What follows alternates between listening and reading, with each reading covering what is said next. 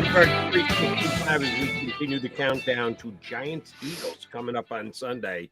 And a couple of weeks ago when the Eagles put a 20-plus point beat down on the Giants, didn't look like the Giants were going to be the ones who didn't have to sweat this game. Looked like the Eagles, and it's the exact opposite. Eagles needed, Giants don't.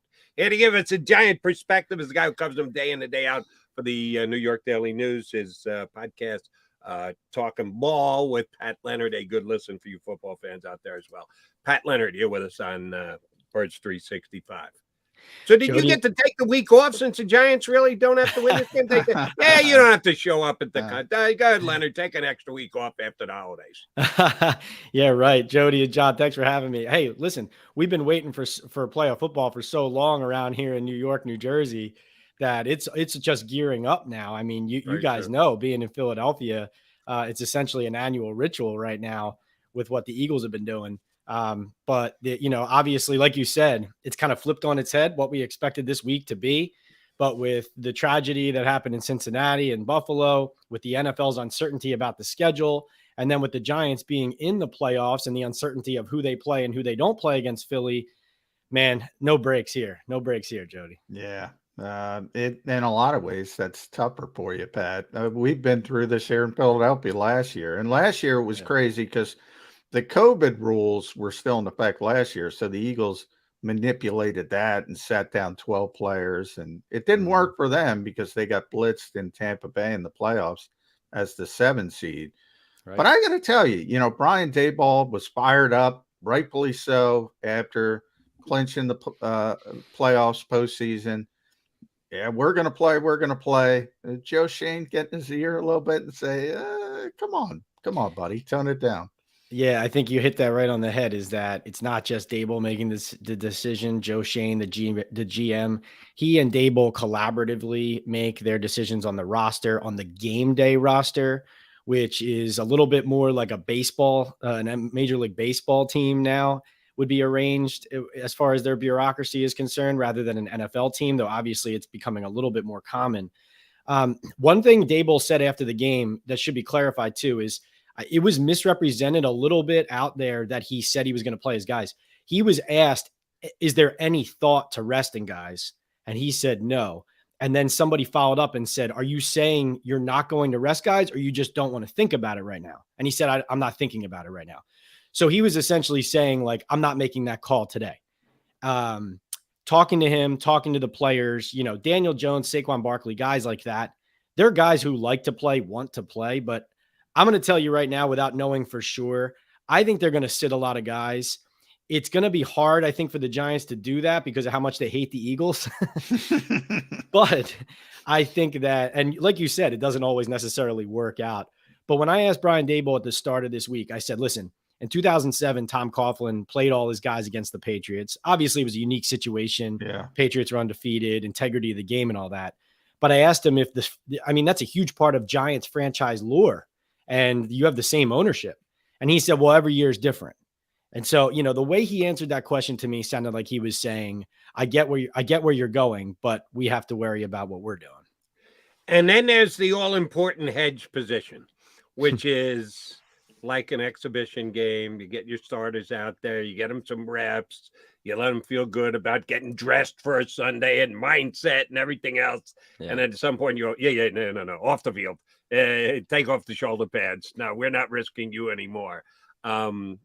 Is there a better chance than that happens? A better chance that they play the whole game? A better chance that the key 5 or 6 guys aren't even dressed or active for Sunday? Where do you fall on the in the middle, play it more like a preseason possibility? I would say if you see a guy out there for a brief time, like a preseason game, I would almost wonder, and I'm actually doing reporting on this right now, if it's incentive based, if they're trying to do right by a guy, because I think just in and of itself, like let's say playing Daniel Jones for a quarter, to me makes no sense. Like I think you either play him or you don't. And I think guys like Jones and Barkley, who not only have had injury problems in the past, but also now are making strong arguments to be a part of your future. I'm not sure if after getting through the 17 weeks, it would be smart to put them against one of the best teams in the league and say, stay on the field for us another week. I'm not sure. I would say guys like Daniel Jones, Saquon, Andrew Thomas, the left tackle, Dexter Lawrence, and Leonard Williams on the defensive line. I think all guys like that, and that's just a few of them, but I would say there's a bunch of guys like that who I do not expect to play at all. You're right, though. There's a chance that Dable views this as let's keep guys' legs warm. And Jody, I would say this, and John, like, I mean, it looks like the games are going to happen as scheduled. That's what the NFL said as of Wednesday. But you think if they are going to make some kind of last minute drastic change to the schedule, or if that's a possibility, and you're going to push games back and then the playoffs are going to fall back another week and that kind of thing. I don't know if it's going to happen, but if you rest guys, now they're going, let's say 2 weeks between playing a football game, or really 3 weeks. Not that that's going to happen, but I think that has to be in your mind if you're Dable when you're approaching this. Yeah, that's a good point, Pat. I hadn't considered that. I would think the teams have a better feel. Certainly looks like the NFL is going to stick status quo, maybe go winning percentage. And if anything, I saw that wacky, maybe play the NFC wild card games and play the Bills Bengals. I don't know if you saw that floated out there.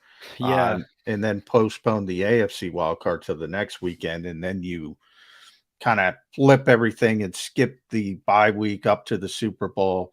I don't think that's going to happen. I do think they're going to play this weekend, though. And the Giants probably have a good feel for that. I would think the league teams have a better feel for that. Certainly here in Philadelphia, the Eagles, they think they're playing. So, and I think to your point, if we don't find out today that anything's changing, like you can't announce on Friday that Sunday's games aren't happening, right? Yeah. Like, so it's either going to be a decision today or we're full steam ahead. Yeah. As a whole for the Giants, and you bring up Daniel Jones and Saquon Barkley, great stories, great bounce backs. And you mentioned their future, because that's a big thing. Is that a difficult decision for the Giants from the perspective of, these guys have done it this year and Brian's done a great job and he's in the mix for coach of the year, deservedly so. Is there any thought maybe it's fool's gold, though? Not with Barkley. Barkley, it's about position more than talent. Obviously, we all know the talent. But with Daniel Jones, we've seen a lot of bad football. Now we see a little bit of good football. Yeah, no, John, you're right on the mark with seeing that. So the difference, there's a lot of differences between Joe Schoen and Dave Gettleman. But one of the most refreshing and interesting and meaningful ones in this context of your question is he and the Giants, is the best that I can understand, they are not allowing their success this season to cloud their decision-making and their recognition of what they actually are. And, I think teams like Howie and the Eagles, Les Snead and the Rams over these years, the best GMs know what their team is and know what their team isn't. And if you don't realize that and figure that out first, then everything you do after that could be following or taking you to the wrong conclusion. And so when you look at Daniel Jones and Saquon, are they encouraged by their performance? Yes. Are they looking to bring both back? Yes. But does that mean it's a blank check and we're not going to investigate all possibilities and we're not still considering what the best opportunity is for us everywhere? No, like they are keeping their options open. I do think Jones has earned the right to be their quarterback definitely next year. They have one franchise tag to use. Who do they use it on? Do they use it on Daniel? Do they use it on Saquon? Do they pay Daniel long-term and tag Saquon? To me, that would be the more prudent decision if you're confident in both, because a running back's a running back. And frankly, even though Saquon's a talented player, I look around the league and I see guys like Nick Chubb, Austin Eckler, what Miles Sanders did for the Eagles this year.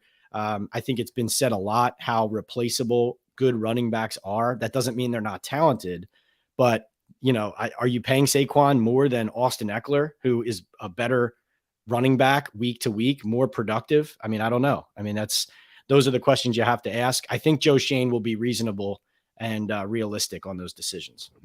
Some very interesting conversations after the season, but they want to finish the season. Going to be in the playoffs for the first time in a long time. So the Giants trying to stay in the moment. I understand that. In the moment, how have they been able to do what they've done with the wide receiver room that they have? That's one of the reasons why I got to give Daniel Jones credit this year. And my mea culpa is because I called him a bottom 10 quarterback in the NFL. Who are these guys? And they're no one's having 1,000-yard year, but they're guys that are making big catches and helping them win. Get rich. Where is Richie James from? I don't even know. Hodgins. Where did Hodgins? They got Hodgins from Buffalo. He's yeah. So I'll start with Hodgins because I was actually just talking to his trainer yesterday, a guy named Bert Wiggum, and Bert works with Gabe Davis, and Hodgins was in Buffalo with Gabe Davis, with Stephon Diggs.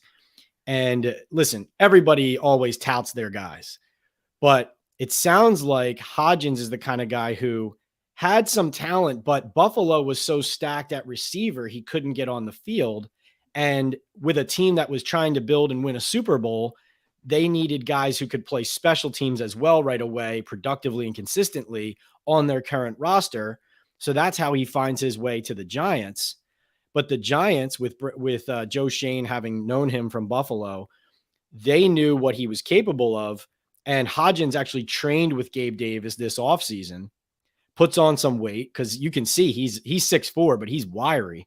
So he put on some weight and he can get open. I mean, he is the biggest surprise of all of them. Darius Slayton, he got them through the toughest part of their year. Really a mentally tough guy. I mean, he's basically been their leading receiver now, I think, by yards for 3 straight years. And at the beginning of the year, they were trying to trade him. They considered him a replaceable piece. They didn't really give him a shot. Frankly, Dable and Schoen, I think, misevaluated the guy, and he proved them wrong. So good on him. And then Richie James, Jody, I mean, you hit it on the head. This guy, not only did he come out of nowhere, former 49er, kind of bounced around, really a special teamer who they saw as a slot receiver that could get them through until the rookie Wan'Dale Robinson came of his own. Robinson obviously got hurt, and James also had 2 concussions and had the big fumbles that cost him the game in Seattle. So not just did you expect really little of him at the beginning of the year, but even given the way most of the season went, the fact that James is going for like 7 or 8 or 9 catches in all these games and scoring in so many of these weeks is mind-blowing. And the final thing I would add is Daniel Bellinger, the rookie tight end, still a developmental player, but definitely a better and more valuable player than anybody who's been able to play underneath him when he's been out. And Daniel Jones clearly trusts these guys. He trusts them. Yeah. And with Hodgins, to me, and I've only seen him play a little bit, but seems like a really good route runner as well. Maybe that's Diggs' influence because nobody runs routes better than well, Diggs. And it sounds like the routes that he runs well were Diggs's routes in Buffalo. So he's not getting on the field to run them, right? And so that's where that's how. So sometimes you just need an opportunity. I've been really impressed with him. But talking to you, Pat, I hear some of these names, and you're talking about. The Giants haven't been good for a while. You know that better than anybody. And we talk about Daniel Jones and Saquon all the time. But, Dexter Lawrence, you mentioned, Leonard Williams, Kayvon Thibodeau. Now Xavier McKinney's back. All of a sudden, this team's got some pretty good players. You wake up, you're bad for a while. You wake up. I said this about the Lions as well. You're drafting highly, and all of a sudden, you got a bunch of good players. You brought up Thomas, and Evan Neal hasn't played well, but he's got a ton of talent. Yep. All of a sudden, you start to think, wow, maybe something's cooking here. Yeah, this NFL build on parity. And, so Daniel Jones, 6th overall pick. Andrew Thomas, 4th overall pick. Kayvon Thibodeau, 5th overall pick. Evan Neal, 7th overall pick. Saquon Barkley, 2nd overall pick. And sometimes all it takes is to put it in the pot and stir it in the right way. And suddenly you say, wow, look at all these first round picks we have on our field. We're actually not that bad. Now, you guys know that the NFC East caught a break in playing the AFC South this year. Yeah. So that's part of the reason for some of these wins. But not only did the Giants beat a bunch of teams that could be or will, could be in the playoffs, like Baltimore is in, Green Bay, Jacksonville. But I think they're a better team than the Vikings. If Adoree Jackson comes back, their top corner, who I don't think he's going to play against the Eagles. We'll see. I'm not sure. He was limited in practice. But if he comes back and can play and try and limit Justin Jefferson a little bit if they play the Vikings in that first round, I think they win in Minnesota. In fact, I don't have any Well, they should question have won about it. last time. To Yeah. your point, I mean, it was a 61-yard field goal by a bad kicker who usually doesn't, so that was a little bit of bad luck from the Giants' perspective. But then Minnesota lost 2 offensive linemen last week. So, they're going to play a center. They got up the street this week. I'm with you. And that's why I say if the Giants play this game to win, that's the first time I'm going to criticize Brian Daboll, because they're sitting there. They got an upset brewing to get to the divisional round. And who would have said that? I want to keep everybody as healthy as possible. No doubt. That's why to me, the one I agree with, and I think they will sit guys, but I'm so fascinated by, so listen, you guys know the Giants and Eagles hate each other. The Eagles have just been beating the Giants down repeatedly. I mean, they've won 10 of the last 12. They lost to Washington a couple years ago to keep the Giants out of the playoffs. They just beat the Giants so bad at MetLife Stadium. Can I say this? That Saquon Barkley and all the Giants were saying, we got our ass whooped. And I can tell you this, I've never heard the Giants, as bad as they've been all these years, I've never heard the Giants players after a game admit that a division rival was so much better than them than after that game a few weeks ago. I mean, it was crazy. So not only that, they know that if they win this game, they can damage the Eagles' chances of getting the 1 seed or prevent them from getting the 1 seed. So I just wonder, when John Mara's sitting there talking to Joe Schoen and Brian Daboll, how much he's kind of rocking in his chair a little bit and saying, yeah, but could we just beat them? This is Philly we're talking about here, right? We're playing Philly this week, and we're talking about pulling in the oars on the boat.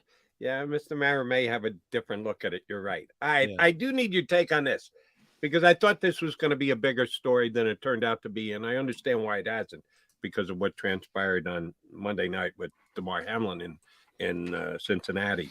Mm-hmm. Kayvon Thibodeau this past week sacks Nick Foles, and he goes to snow angels on the ground. And Nick Foles is lying there next to him, shaking. I don't know if it was convulsing, but he's there on the ground, shaking next to him. Yeah. And Kayvon says after the game, well, I didn't notice that he was lying there.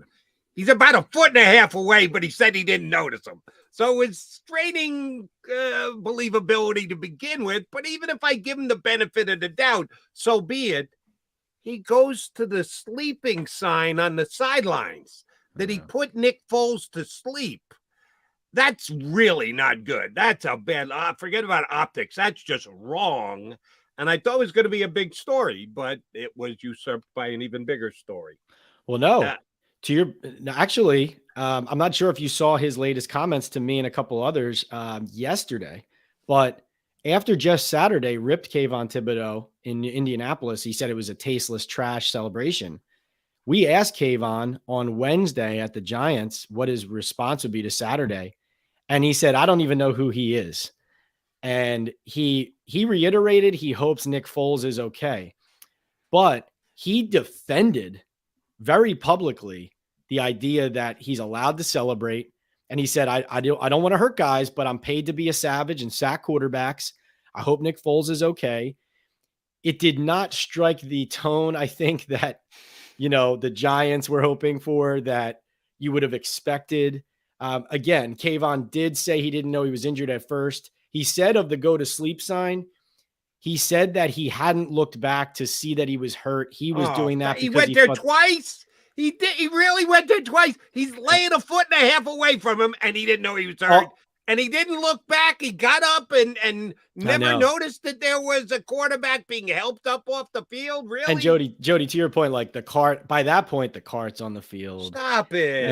And even like I saw Julian Love actually say something to Kayvon as they were leaving the field after the celebration, which I didn't ask Julian this yet, but I would have to think it was something about, hey man, but you should go take a look at the quotes and the video from Wednesday, because I really think that this story might, to your point, it should be a big story. And I think it's going to keep being one, because I have a good feeling that Jeff Saturday, 6-time Pro Bowl, 2-time All-Pro, Super Bowl champion, when Kayvon Thibodeau says he has no idea who he is, find it hard to believe Saturday won't respond to that.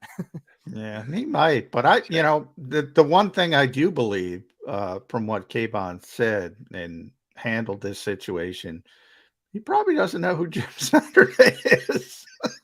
I mean, I know you, Pat. I've talked to so many young players, and they, a lot of them don't pay attention to the history of the game. I mean, to us, it's like, what? You don't know who Jeff Saturday is? That's kind of not. I believe that. I don't know if it's true, but I believe that. All right, so let me ask both of you a question. Yeah, and it's specifically directed toward Kayvon, but young players in the NFL in general as well. It was a pretty damn big story 7 weeks ago, whenever it was, when Jeff Saturday got the job. Not because he was Jeff Saturday, former great former cult friend of the. No, it was a big story because it was a guy who wasn't coaching, who was on ESPN, and they just throw him in as the head coach of an NFL team. And it's talked about on the NFL Network day in and day out, other media outlets, and like Kayvon Thibodeau and other young guys around the NFL just so blind to what's going on in the league? Are they so narrow focused on their own job and their own team that they don't know about major breaking stories around the league? Is that true? That is a thing. I mean, it's not every guy though. It's not a blanket statement for sure. No, it's not a blanket statement at all. I can tell you right off that veteran player, Fletcher Cox, does not watch football. He does not watch football. He tells me all the time. People ask him about, I don't watch football. I don't want. He wants to get away from football when he's not doing it. It's his whole life. It's encompassed his whole life, and that's a veteran player. Right. Pat's right. Not everybody. There's a lot of guys who love the game and they sit and they watch and when they have some time. But there's a lot of players. You'd be surprised, Jody. There's a lot of players who are like, well, I got my job. Yeah, I could see not getting in the weeds like Pat Leonard does, like Jody McDonald, like John McMullen does. But it's like the biggest story. How the hell did they hire a guy off an ESPN stage to be the head coach? Guys are oblivious to that. Yeah, I'm sorry. I don't get that. That's my bad. I apologize. No, that's not your bad. They should. I mean, listen, especially because you have to think at the start of the team meeting when they're playing the Colts, Brian Daboll's at least like, listen, here's the head coach. Here's the way he coaches the team. Here's the style of play. Okay, now we're going to break up offense and defense. I mean, so, there's I would think that'd be said at least once in a week. And I don't know Kayvon, but I like Kayvon a lot. I like Kayvon a lot. He's a good guy, but yeah, Jody, you'd be surprised at how many guys are like that. Landon Collins is like that, doesn't watch football. Yeah. Hey, and that's a great story. Talk about a guy coming out of nowhere. Landon's played well on the street. And he stepped up these last couple of weeks. Give Joe Shane credit for that one because he was persona non grata when he left the Giants, and now he's back and a key contributor for him going into the playoffs. Yeah, and you know what happened there was when he got here, like he looked at me like the first day. I mean, I can say this now. He looks at me. I said, "Are you ready to play?" He goes, man, I'm like 10 pounds overweight." And, he came here. He was happy to have a job back at the team where he knows people. They trust him. He trusts them. But then they gave him a ramp up and they put him on the field for a little bit, for a couple of weeks. But really, he did a lot of conditioning and training work to get into game shape and to learn Wink Martindale's playbook. And you're right. I mean, you lose appreciation, and you guys know this too. Like you lose appreciation sometimes for guys who can just line up a guy and tackle him when it's one-on-one. And until you watch a defense where people are slipping off DBs and they're going to the house, and Landon Collins punishes people if they don't know he's coming. Yeah. And he's been playing linebacker quite a bit, hasn't he? Which he was publicly upset about in Washington when they moved him to linebacker. He came out and said, like, I don't want to do it. Yeah. And, but the Giants have him. I think part of the reason they're able to get him to do it. Well, first of all, if you ask him about playing linebacker still, even though he's doing it, it's not like he's going to say he's okay doing it. Like he will always see himself as a safety. But Wink Martindale, I think, sells these guys on the hybrid positionless defense mindset of it. And so then when you're playing some plays in a safety look, some plays in a linebacker look, I think it enables a proud guy like Collins, for example, to say like, oh, I'll just play this role because it's not like I'm just a linebacker, even though that is what he is, Last one from me, Pat. You brought up Wink. I want to talk about Wink because I think he would be an Eagles fan dream coordinator. I mean, he's blitzing, he's coming from the buses, play one. Yeah. We talked about that Minnesota game with the 61-yard field goal.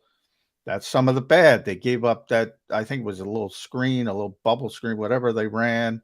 All of a sudden, they're in a position to try that field goal. Maybe if you play cover two, you get to overtime, who knows what happens. So there's a give and take. Is Wink too aggressive? What's your thought process there? No, I think you're right. That call against Minnesota backfired. They blitzed on the one side. Minnesota throws the bubble screen on the other side and then blocks it up perfectly, gets in range. The Giants still thought they tackled him out of field goal range, and then he makes a 61-yarder. But no, I think, John, first of all, this is how Wink coaches, and I do agree with his idea. He said this after that loss. He said, this is how we play. I'm not going to apologize for it. And I do agree with coaches when they get in certain positions, they say, man, if I'm going to get fired and go out, I'm going to go out doing it my way. And so the more I'm around the game and pro sports, the more I do agree with that idea. But the other thing is just, he is concealing a lot of weaknesses by blitzing and creating pressure. And also for a lot of the season, and now the Philadelphia Eagles don't usually have this problem of not being able to get to a quarterback with a 4-man rush. Yeah. But the Giants have had a huge problem with that for years and years and years. And not until Azeez Ojulari got healthy did they have a 4-man rush with Thibodeau, Ojulari, Lawrence, and Williams, where they could actually get to the quarterback in a fairly regular way and disruptive way with 4. And not to mention their back end has been hurt and also has been insufficient. And so does he blitz too much? It's going to backfire sometimes, but frankly, I mean, if he played the Jonathan Gannon sit back in a soft coverage and keep everything in front of you, I mean, the Giants would get killed. And the Giants do, and the Giants do some of that. Their priority is, above all else, don't give up the 80-yard touchdown over our heads. So sometimes you will see them go into that shell and give up something underneath just to prevent, the AJ Brown or the Devonta Smiths of the world getting over top of them. But no, I think they like how he coaches, and I think it's been the right tone for them, especially for a team that had no confidence coming into the year. It's kind of added confidence. I think he should be a head coach, guys. I don't know what you think, but I think he should be a head coach next year. Well, see if this year's Giant success affords him that possibility. All right, last thing, Pat.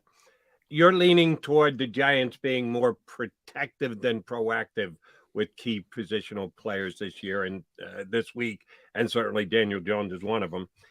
And we don't know yet that Jalen Hurts is going to be able to play for the Eagles if they were willing to take the chance and to shoulder shield enough. So a Gardner Minshew against Tyrod Taylor matchup. Who's got the better starting quarterback?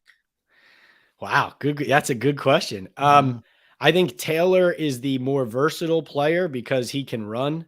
A couple of weeks ago, he got in at the end of a game. Which game was that? I'm blank. Was that the Eagles blowout where he scrambled and the defense, you could tell some of the linebackers thought he was just going to slide down after about 8 yards. Yeah. And Taylor saw a gap and he just blasted right through it. You could tell the guys on the field didn't know how fast he was. And so he can kill you with his legs and his arm. He will give receivers and also DBs opportunities down the field. He throws the ball down the field. So I think the Giants would make some splash plays. The Eagles also might have some chances for a pick or two down the field if he plays. Yeah, he's got 8 passes this year, a touchdown and an interception. In 8 passes, he's got one of each. So you're right. He does take chances. Yep. And I think Taylor's the better player because Minshew is more of a pocket passer. But, Gardner is like one of those guys. Eli Manning had this quality. Frankly, like whatever happened on the previous play does not impact what he does on the next one. Yeah. And so that could be memory of a goldfish. Unfortunately, that could be a bad thing, but it could be a good thing too. Yeah, love that, Pat. Good thing whenever you join us, we know that for a fact. Thank you much for doing it today. If the Eagles and Giants are playing in the postseason, if the matchups fall that way, we're going to call you and ask you to come back on again. Thanks for doing it today. I'll see you Sunday. That's another factor. If they give him the 1 seed, maybe they face him. That's right. This might not be done yet. The New York Philadelphia showdown. Thanks, Pat guys. Leonard, the New York Thanks, Daily News, Pat. here with us on Birds 365. John, we'll see him in the press box on Sunday. All right, we'll come back. Johnny Mac, Jody Mac. You know we need.